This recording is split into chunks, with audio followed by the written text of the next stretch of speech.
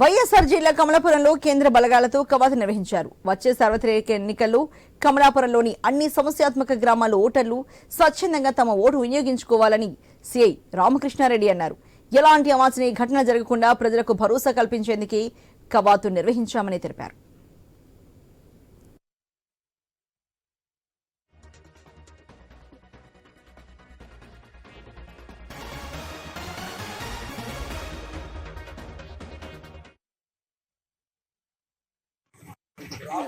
రాబో general election సందర్భంగా Kamalapuram assembly కాన్స్టిట్యూన్సీలోని అన్ని సమస్యాత్మక గ్రామాలు మరియు ప్రాచీన గ్రామాలలో కూడా ప్రజలందరూ కూడా స్వచ్ఛందంగా ఓటు హక్కు వినియోగించుకునేందుకు వాళ్ళందరికీ కూడా కాన్ఫిడెంట్ బిల్డప్ చేయ నిమిత్తము కేంద్ర బలగాలైనటువంటి సశస్త్ర సీమ బల్ ఆ బలగాలతో మేము ఈరోజు కమలాపురం టౌన్ నందు కవాతు నిర్వహిస్తున్నాం.